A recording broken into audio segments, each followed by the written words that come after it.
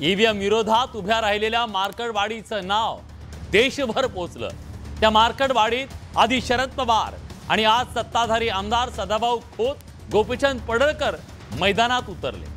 त्यांनी विरोधकांचा fake narrative म्हणत थेट शरद पवार यांच्यावर तिखट शब्दात हल्ला चढवला। त्यामुळे आरोप प्रत्यारोपांची राळ उडाली। हे कमी म्हणून की काय? काँग्रेसचे प्रदेशाध्यक्ष नाना पटोले मार्कडवाडीच्या या कुरुक्षेत्रात उतरले। त्यांनी ईव्हीएम विरोधात तिथून एल्गार पुकारला। आता राहुल गांधी येणार आहेत असं कळतंय। त्यामुळे सत्ताधारी आणि विरोधकांकडून या मुद्द्याचं राजकारण सुरू झालंय का? हा आहे आजचा महत्त्वाचा सवाल ज्याची आज आपल्याला चर्चा करायची आहे। आणि या सगळ्या निमित्तानं काही मूलभूत सवाल निर्माण झाले ज्याची आज आपल्याला चर्चा करायची आहे। मान्यवर पाहुणे आपल्या सोबत आहेत। सुरुवातीला बघूया बडे मुद्द्यातले हे मूलभूत सवाल कुठले आहेत ज्याची आज आपल्याला चर्चा करायची आहे।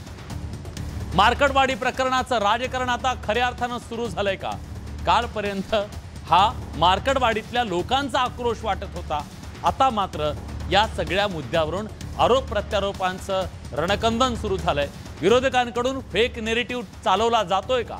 कारण आज महायुतीच्या नेत्यांनी फेक नेरेटिव्ह म्हणत इथं सभा घेतली मार्कडवाडीत, म्हणजे दुसरा गट ऍक्टिव्ह झाला।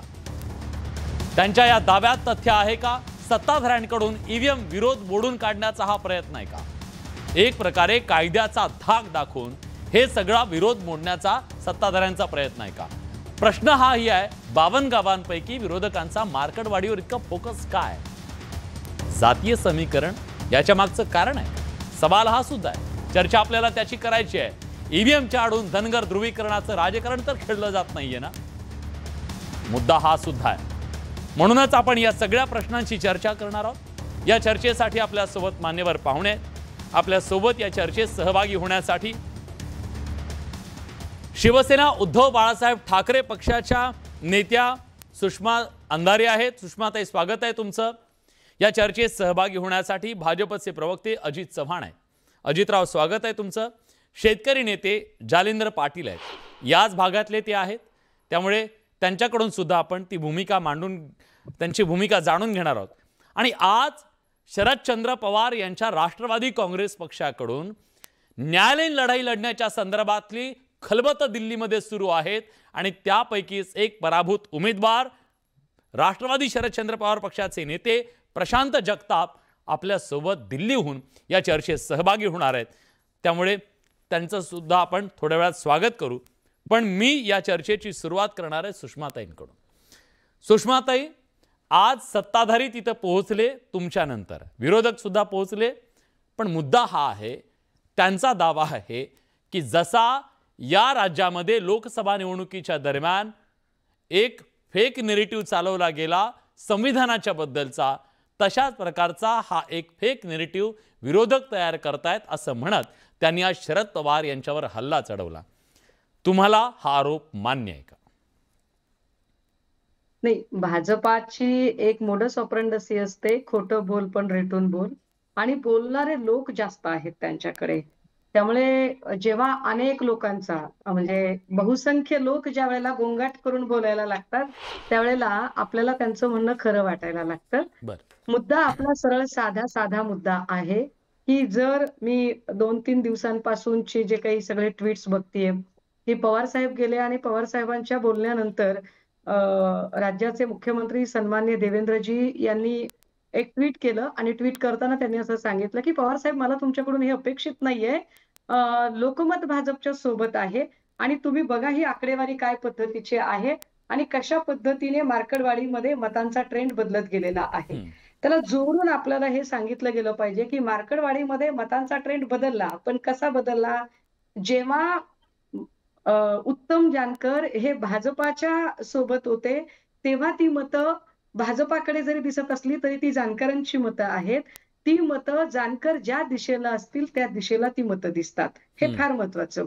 मार्कडवाडीमध्ये असं का पाऊल उचललं गेलं त्याचं एक महत्वाचं कारण आपण समजून घ्या की ज्या पद्धतीने लोकांनी चर्चा केल्या की पैशाचा प्रचंड महापूर वगैरे होता, मार्कडवाडीच्या लोकांना फक्त एवढंच सांगायचं होतं की आम्ही कोणाचे पैसे खाल्लेले नाहीत, आम्ही पैशावर मतदान केलेलं नाही, आमची बदनामी होऊ नये, आम्ही जे मतदान केलेलं आहे ते मतदान कुणाला केले ते स्पष्ट दिसावं, एवढ्यासाठी त्यांनी ती भूमिका घेतली होती।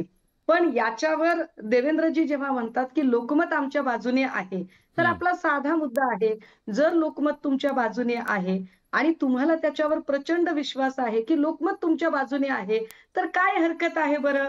आपण का बरं बॅलेटवर निवडणुका घेऊ नयेत? ठीक आहे. झाल्या गेल्या निवडणुका. मग ते म्हणतात की पराभूत झाल्यावर तुम्ही असं म्हणताय. जानकर विजयी आहेत. बळवंत वानखेडे लोकसभेचे खासदार आहेत. तुम्ही म्हणता लोकसभेच्या लोकांनी राजीनामा द्यावा.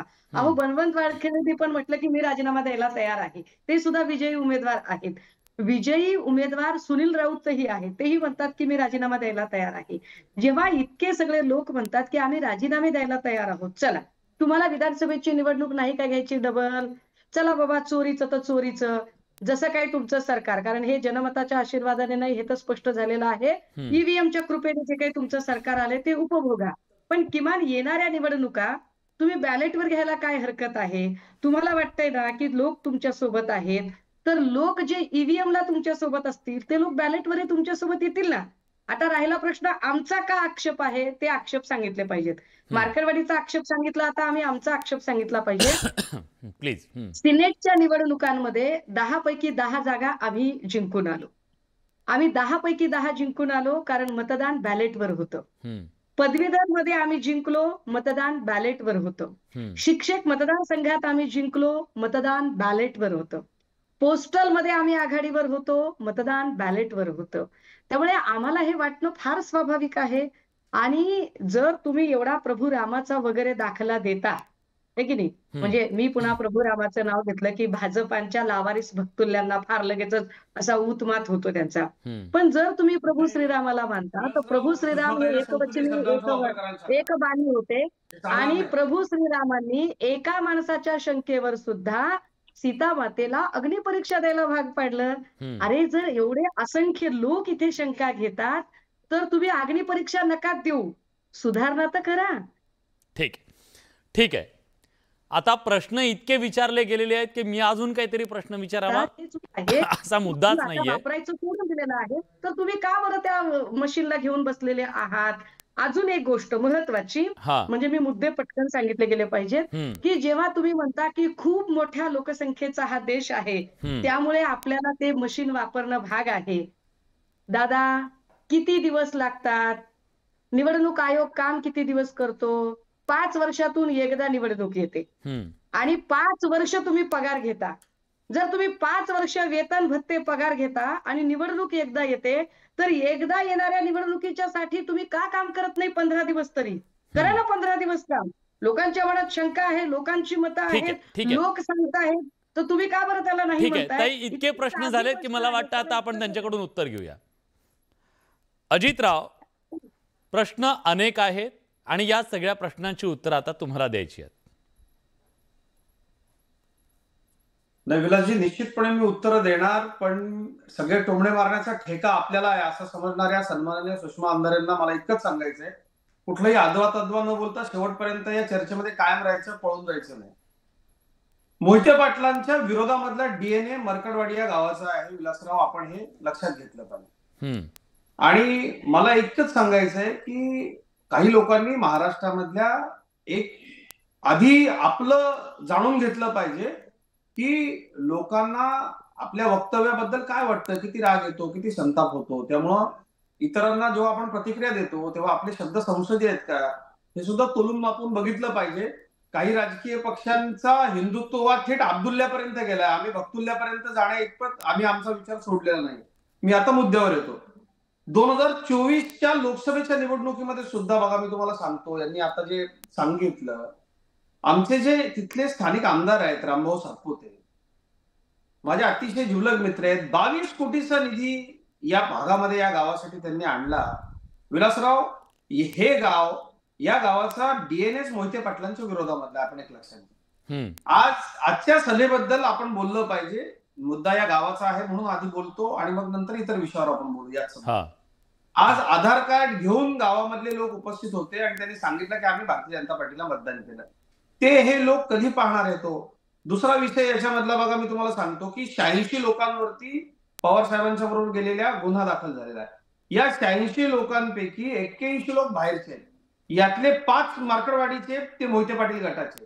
यावरून आपल्या लक्षात येतं आज 10,000च्या आसपास जमाव त्या ठिकाणी होता. आमचे सगळे पाठीराखे मायबाप मतदार त्या ठिकाणी होते आणि ते सांगत होते की आम्ही भारतीय जनता पक्षाच्या बाजूने मतदान केलेलं आहे. ठीक आहे, तो भाग अलहिदा. आज आपले तिथले स्थानिक रिपोर्टर आहेत, त्यांच्याशी आपण बोलून माहिती घ्या.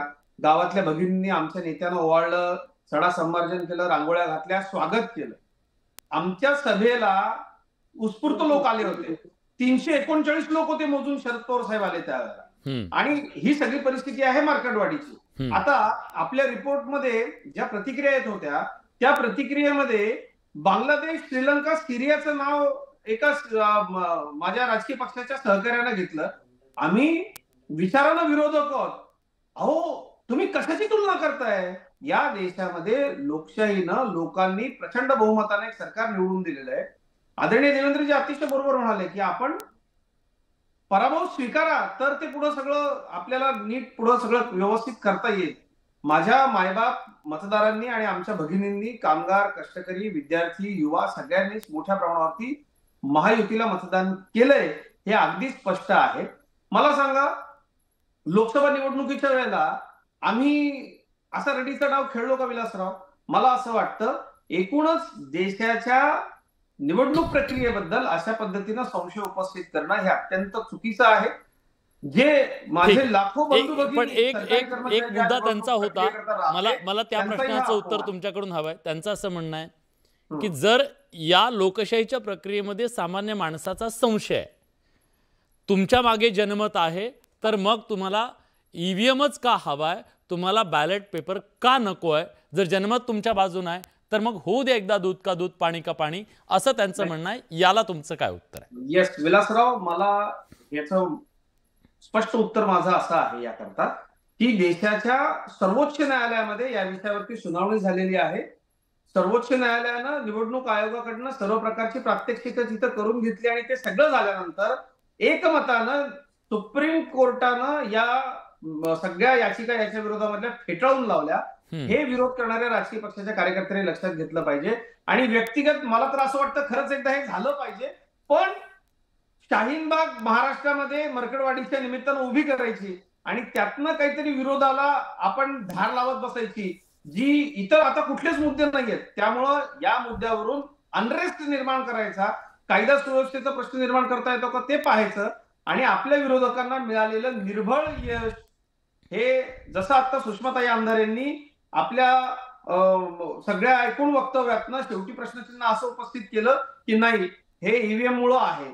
ज्या वेळेला लोकसभेत आपले सीट निवडून आले, आपल्याला मताधिक्य अधिक मिळालं, तेव्हा ते आपल्याला छान वाटलं. आणि आता आपण त्याच्यावरती आरोप करतायत. मला असं वाटतं हे लोकशाहीमध्ये निकोप स्पर्धा असावी. ठीक आहे, आणि आपला विरोधक जिंकला म्हणजे याला राजकीय कद्रूपणा म्हणता येईल. ठीक आहे, मी दोन्ही बाजू ऐकल्या. मी दोन्ही बाजू ऐकल्या. मला या चर्चेमध्ये आता जालिंदर पाटील यांना आणायचं. शेतकरी नेते आहेत ते. जालिंदरजी, तुम्ही त्या भागातले आहात, काय नेमकं वास्तव आहे तिथलं? आज लोकांच्या मनात जो संशय निर्माण झालेला आहे ईव्हीएमच्या बद्दल, विरोधकांच्या मनात प्रचंड संशय, आक्षेप आहे आणि ही आहे, ह्या सगळ्याबद्दलची तुमची काय भूमिका आहे नेमकी? खरंच ईव्हीएम विलन आहे का? संपादक साहेब, बडे मुद्दे या चर्चेमध्ये मला संधी दिल्याबद्दल पहिल्यांदा तुमचं मी मनपूर्वक आभार मानतो. अगदी मनापासून जर बोलायचं झालं तर राजकारण हाच मुळात आतृप्त आत्म्यांचा खेळ आहे आणि मला वाटते तो खेळ आता संपलेला. या चर्चेमध्ये आमच्या भगिनी सुषमाताई आहेत, चळवळीच्या मुशीतून त्या उभाटामध्ये आलेले आहेत आणि मी सुद्धा शेतकरी चळवळीच्या मुशीतून शिंदे सेनेमध्ये आलो. त्यामुळे ताईंचं आणि माझं नातं हे खरं तर बहीण भावाचं आहे. पण ताई, आज या ठिकाणी मला थोडं तुमच्याशी भांडायचं आहे. पण भांडत असताना ते भांडण माझं बौद्धिक असणार. ईव्हीएमची जी संकल्पना आली ती स्वर्गीय राजीव गांधींच्या दूरदृष्टीतून 2004 ला ही संकल्पना करत राहते. आज ईव्हीएम विषयी तुमच्या मनात शंका आहे ना, माझ्या मनात ही थोडाफार कधी कधी शंकेचं काहूर माजतं. पण विज्ञानाच्या कसोटीवरती ते तुम्ही सिद्ध का करू शकत नाही? या महाराष्ट्राचे माजी मुख्यमंत्री एक अभ्यासू नेते पृथ्वीराज बाबा चव्हाण यांची सोशल मीडियावरून जी आलेली पोस्ट आहे ना ती फार अंतर्मुख करणारी आहे. कारण ते म्हणतायत मी स्वतः इंजिनियर आहे आणि मी ईव्हीएम ला कधीही दोष देत नाही. ही पृथ्वीराज बाबांची पोस्ट एकदा ताई बघावी असं मला वाटतं. ईव्हीएम मुळे संविधान धोक्यात आला असं म्हणताना जवळजवळ हा देश स्वतंत्र झाल्यापासून आज तागायत संविधानामध्ये किमान 400च्या पुढे बदल केले गेले. सगळी सरकार त्यावेळी ती सत्तेवरती होती. मला या ठिकाणी एक दाखला द्यायचा आहे कारण मी प्राध्यापक म्हणून 34 वर्ष काम केलंय, प्राचार्य म्हणून काही दिवस मी काम केलंय. बाबासाहेब आंबेडकरांचा जो पराभव झाला मुंबईच्या आणि भंडाऱ्याच्या निवडणुकीमध्ये, हा पराभव ताई कुणी केला हे एकदा अभ्यास आहे. दुसरी गोष्ट, या साधारणतः बाबासाहेब आंबेडकरांना त्या एका निवडणुकीमध्ये पडलेली जी मतं आहेत त्यावेळेला 72,000 मतं ही अवैध ठरलेली आहेत. मला असं वाटतंय की त्यावेळेला जर कदाचित ईव्हीएम असतं तर बाबासाहेबांचा पराभव काँग्रेसच्या लोकांना करता येणं शक्य झालं नसतं. तुम्ही विज्ञान का नाकारताय मला सांगा. तुम्ही तंत्रज्ञानाचे मारेकरी बनू नका हे माझं अभ्यासू मत आहे. तुम्हाला जर खरंच सिद्ध करायचं असेल तर विज्ञानाच्या कसोटीवरती तुम्ही सिद्ध करा. तुम्ही आम्हाला आज असं सांगायला लागलाय की अरे शेतकरी भावा त्या इलेक्ट्रिक मोटरनं पाणी पाजू नको, तो आपला मोट नाडा घे आणि पाणी पाज, हे शेतकऱ्याला सांगण्याचा हा प्रकार आहे. तुम्ही हे लक्षात का घेत नाही? शरद पवार साहेबांनी जो साधारणतः आकड्यांचा खेळ मांडला तर 2024च्या लोकसभा निवडणुकीमध्ये 1,49,13,914 मतं ही भाजपला मिळाली. भाजपला 9 जागा मिळाली. 96,41,856 मतं काँग्रेसला मिळाली. काँग्रेसला जागा मिळाल्या 13. 73,77,774 मतं सेनेला मिळाली, जागा मिळाल्या 7.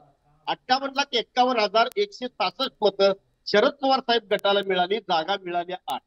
2019च्या लोकसभा निवडणुकीमध्ये काँग्रेसला 87,92,237 मतं मिळाली, जागा मिळाली 1. आणि राष्ट्रवादीला 83,87,363 मतं मिळाली, जागा मिळाल्या 4.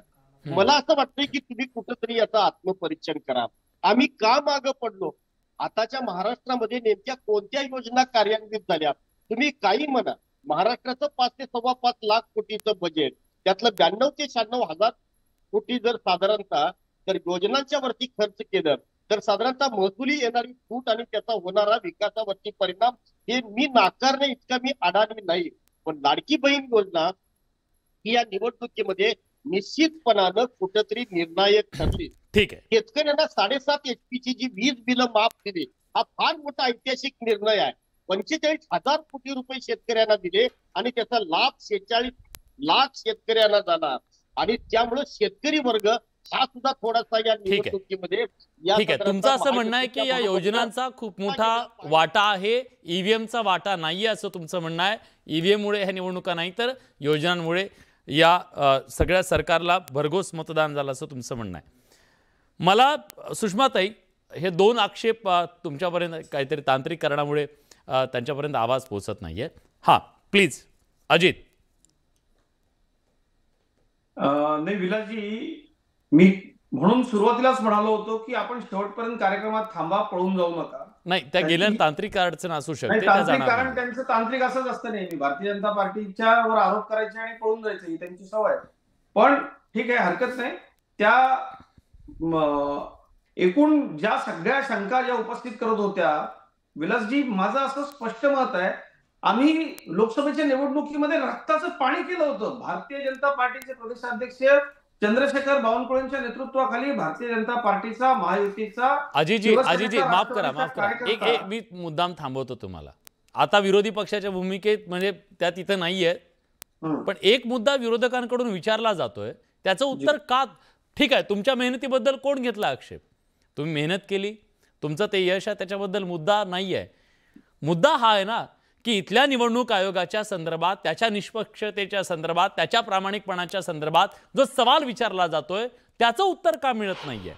म्हणजे जी आकडेवारी मागितली जातीये, जे मतदान झालेलं आहे त्या मतदानाच्या संदर्भात, वाढलेल्या आकडेवारीच्या संदर्भात जे मुद्दे मांडून विरोधक त्याचं स्पष्टीकरण मागतायत, त्याचं स्पष्टीकरण का मिळत नाहीये, ती पारदर्शकता का नाहीये? विलासजी, मी पुन्हा सुरुवातीपासून सांगतो, आपल्याला लोकसभेत आम्ही देखील प्रचंड कष्ट केले होते, आम्हाला मनासारखं यश मिळालं नाही म्हणून आम्ही असे रडत बसलो नाही. आम्ही लोकांपर्यंत गेलो, काय बदल केला पाहिजे, योजना काय आणल्या पाहिजे, लोकांची सेवा करण्याकरता आपल्याला कशा पद्धतीनं सरकारनं लोकांपर्यंत गेलं पाहिजे हे आम्ही केलं आणि त्याला यश मिळालं. ठीक आहे, माझं आपल्याला स्पष्टपणे असं सांगणं आहे. ठीक आहे, सुषमाताई आल्यात, सुषमाताई आल्यात. आता प्लीज उत्तर घ्या, ते उत्तर घेऊन सुषमाताई त्याचं उत्तर देतील, माझा काही आक्षेप नाही. पण माझं म्हणणं असं आहे, अगदी थोडक्यात मी सांगेल, माझं म्हणणं असं आहे की ही अराजकता आहे. आपण जर सिस्टीम मानतो ना, तर त्याला एक सिस्टीम आहे की निवडणूक आयोगाकडे तक्रार कशी नेमकी करावी. आपण न्यायालयात जाऊ शकता. जे आमचे विरोधक न्यायालयामध्ये जात आहेत त्यांचं आम्ही अतिशय मनापासून स्वागत करतो. ठीक आहे, ठीक आहे, आलं लक्षात. प्रक्रियेनुसार जा असं तुमचं म्हणणं आहे, प्रति मतदान वगैरे अशा भानगडीत पडू नका असं तुमचं म्हणणं. ठीक आहे सुषमाताई, प्रश्न अनेक आहेत पण एक प्रश्न सातत्यानं मला फार वैयक्तिक पातळीला जाण्याची अजिबात इच्छा नाही. त्यामुळे कुठल्याही लल्लू पंजूंना पळून गेले की थांबले याची स्पष्टीकरण देण्याची गरज नाही. तुम्ही आम्ही लल्लू पंजू आणि तुम्ही फार मोठ्या नेत्या, तुम्हाला विधानसभा निवडणुकीत तिकीट दिलं नाही हो? तुम्ही काय महाराष्ट्राच्या फार स्वतःला मोठ्या नेत्या समजता की काय? इतरांचा तुम्ही अपमान करा. वैयक्तिक मुद्द्यावर बोलूया, आपण मुद्द्यावर बोलूया. वयानं मोठे आहेत, मी पण मला व्यक्तिगत टीका करायची नाही. नाही व्यक्तिगत नको उभे राहिलो तर मुंडे साहेबांच्या विरोधात. अजितराव नको ना, आपण वैयक्तिक कशाला, आपण मुद्द्यावर बोलतोय. महाराष्ट्राला वैयक्तिक मुद्द्यांवर इंटरेस्ट नाही, अजिबात हौस नाही त्यांच्याशी व्यक्तिगत भांडत नसेल. प्लीज अजितराव प्लीज ताई बोला. मी असं सांगत होते की लल्लू पंजूंनी बोलल्यावर मला रागही येत नाही आणि त्याच्यावर व्यक्तही असं वाटत नाही.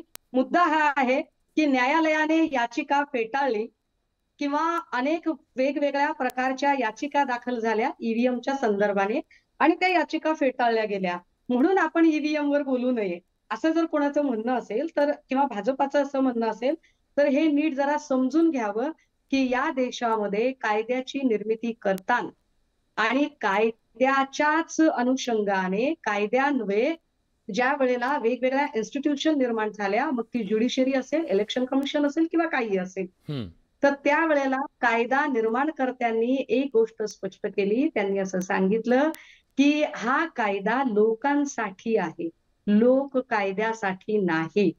लोक जर म्हणत असतील की आम्हाला अमुक एक कायदा नको, तर त्यावर पार्लमेंटने विचार केला पाहिजे. आणि म्हणूनच आपल्याकडे पार्लमेंट आणि सुप्रीम कोर्ट यांची चेक अँड बॅलन्स ही थेरी आहे. त्यामुळे न्यायालयाने म्हटलं याचिका फेटाळून लावली म्हणून तुम्ही त्याच्यावर बोलू नये असे जे बालिश मुद्दे मांडले जातात त्याला काहीच अर्थ उरत नाही. हा एक भाग. दुसरं असं की आमचे शिंदे गटातले बंधू म्हणाले की ताई मला तुम्हाला भांडायचे, बिनधास्त तुमचा अधिकार आहे, तुम्ही भांडलं पाहिजे आणि आवडेल मला, हक्काने तुम्ही बोलले ना.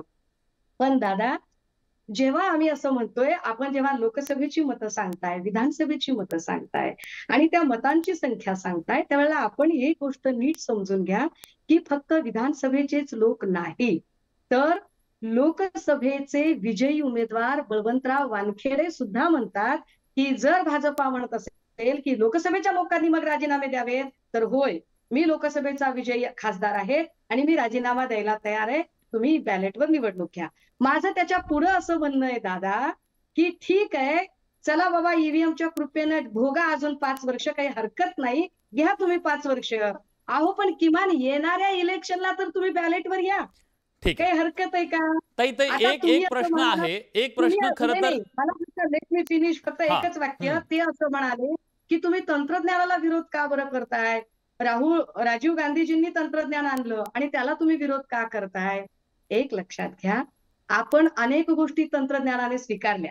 या देशामध्ये तुम्ही शेतकरी नेते आहात आणि तुम्ही शेतीचं उदाहरण सांगितलं म्हणून मी तुम्हाला शेती मातीतलं उदाहरण सांगते की या देशामध्ये पीक पेरा चांगला यावा आणि उत्पादन वाढावं म्हणून आपल्याकडे संकरित वेगवेगळी बी बियाणं वापरली गेली, तंत्रज्ञानाचा वापर केला गेला, अतिरिक्त खतं वापरली गेली आणि त्याच्यातनं आपलं उत्पादन वाढवण्याचा प्रयत्न झाला. पण दादा, जेव्हा असं लक्षात आलं की अतिरिक्त खतांमुळे कर्करोगासारखे भयंकर आजार होत आहेत, तेव्हा पुन्हा लोक सेंद्रिय शेतीकडे परतली आहेत आणि सेंद्रिय शेतीचं सगळ्यात मोठं जर प्रमोटिंग कोण करत असेल तर ती भाजपाच करते. खरंय. कृपया हेही समजून घ्या. ठीक आहे, ठीक मुद्दा आहे. एवढाच ताई, आहे ताई, की माझा वेळ एखादी संपलाय. गोष्ट अपाय करायचं थांबलं पाहिजे. ताई, माझा वेळ संपलाय. फक्त एक मुद्दा मला जाणून घ्यायचा आहे. 2014 ते 2019च्या काळामध्ये सुद्धा विरोधक तुमच्यावर आरोप करत होते, तेव्हा तुम्ही भाजपच्या सोबत होतात. तेव्हा सुद्धा EVM वर 14 पासूनचा हा आरोप आहे. मित्र तेव्हा असल्यामुळे तुम्हाला कदाचित काही इनपुट्स आहेत का? असं काही होत होतं 2014 पासून होतंय वगैरे काही? मी 2019 पासून राजकारणामध्ये सक्रिय नाही, आहे. शिवसेना म्हणून तुमच्या. नाही, शिवसेना, त्यामुळे मला त्यावेळेची काहीच माहिती नाही. मला जेवढी माझ्या हाताशी माहिती आहे त्यानुसार बोललं पाहिजे. पण मी स्वतः सामाजिक संघटना म्हणून गणराज्य संघाच्या मार्फत 2017 पासून मी साधारणतः EVM विरोधी माझी मोहीम राबवत आहे. आणि या EVM विरोधी आंदोलनामध्ये विशेष मी आठवण करून दिली पाहिजे की आज सन्माननीय अजितदादा असं म्हणाले की अरे EVM वर तुम्ही खापर फोडू नका, पण माझ्या गणराज्य संघाच्या EVM विरोधी आंदोलनामध्ये जे स्वाक्षरी आंदोलन घेतलं त्यावर आजही मी ट्विट करू शकते. आजही माझ्याकडे आदरणीय छगन भुजबळ साहेबांचीही सही आहे आणि आदरणीय अजितदादांची सुद्धा सही आहे. आधी आता जे सत्तेत आहे, सोबत आहे, ते EVMच्या समर्थनार्थ आहेत आणि काल सत्तेत जे सहभागी होते, ज्यांच्यावर आरोप झाला, ते EVMच्या विरोधात आहेत आणि महाराष्ट्राला हे सगळं माहीत आहे. ठीक आहे, तुम्ही तेव्हा नव्हतात, पण मी पक्षाबद्दल बोलतोय. आजच्या चर्चेमध्ये आपण हाच मुद्दा जेव्हा प्रेक्षकांना विचारला तेव्हा प्रेक्षकांचं काय म्हणणं होतं तेही पटकन जाणून घेऊया. माझा वेळ संपलेला आहे म्हणून आपण पटकन ते मार्केटवाढीच्या मुद्द्यावरून राजकारण होतंय का बघा. प्रेक्षकांना काय वाटतंय? हा मुद्दा आता राजकीय बनलेला आहे का? तर 77% लोकांना वाटतंय होय, 23% लोकांना नाही असं वाटतंय. मुद्दा आहे सामान्य माणसाच्या मनातला संशय दूर झाला पाहिजे. राजकारणाच्या आरोप प्रत्यारोपामध्ये मूळ मुद्दा हरवला नाही पाहिजे, हीच अपेक्षा व्यक्त करूया.